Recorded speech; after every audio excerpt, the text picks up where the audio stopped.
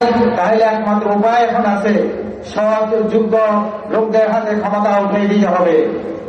যদি সৎ লোকদের কাছে ক্ষমতা দিতে পারে তাহলে দেশ থেকে টেন্ডারবাজি বন্ধ হবে, চাঁদাবাজি বন্ধ হবে, গুম বন্ধ হবে, খুন বন্ধ হবে, মানুষ শান্তিতে বসবাস করতে পারবে।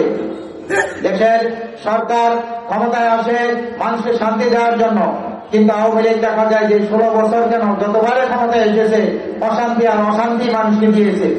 তারা কোনো অন্যায় রক্ষা করতে পারে নাই। তাদের বিষয়টা এরকম ছিল, কথা বলবে একটা, কাজ করবে আর একটা, মানে দেয়ের মতো উল্টা গতি তাদের ছিল এবং তারা তাই করেছে। সম্মানিত ভাইয়েরা আমার, জামাত ইসলামী কি করতে চায়? জামাত ইসলামী এই দেশকে পরিচালনার জন্য একদল সৎ যোগ্য লোক তৈরি করতে সক্ষম হয়েছে, আলহামদুলিল্লাহ।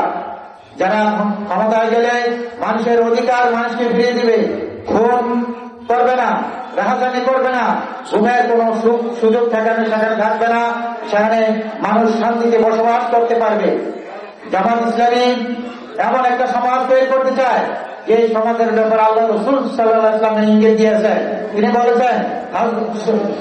তিনি বলেছেন আরবের উত্তর প্রান্ত থেকে দক্ষিণ প্রান্ত পর্যন্ত একজন নারী নির্বিঘ্নে চলতে পারবে, তার মধ্যে আল্লাহর ভয় ছাড়া আর কোনো ভয় থাকবে না।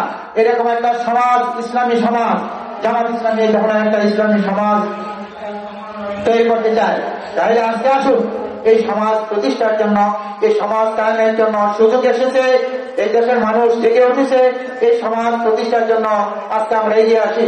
এই জামাত ইসলামের নেতৃত্বে এই দেশে একটা ইসলামী সমাজ প্রতিষ্ঠিত হোক, এটা আমরা চান তো সবাই। তাহলে এই জন্য আসুন আমরা নিজেদেরকে নিয়োজিত করি, প্রচেষ্টা চালাই। আল্লাহ রাব্বুল আলামিন আমাদেরকে তৌফিক দান করুন। যারা আজকে এখানে এসেছেন সবার সুস্বাস্থ্য কামনা করে, নেতৃবৃন্দের সুস্বাস্থ্য কামনা করে আমার বক্তব্য শেষ করছি। আল্লাহ হাফেজ। আসসালামু আলাইকুম ওয়া রাহমাতুল্লাহি।